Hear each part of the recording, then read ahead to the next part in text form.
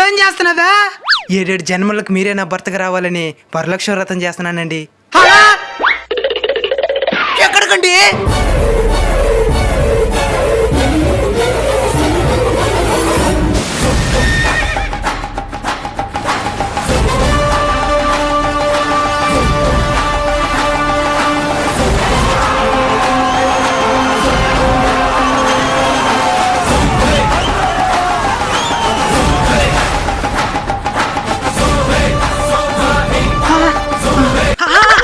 స్వామి స్వామి, ఎవరినైనా నువ్వు?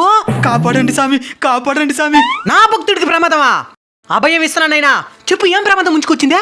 నా భార్య వరలక్ష్మి వ్రతం చేస్తున్నా స్వామి. చేస్తే మంచిదే కదా నైనా.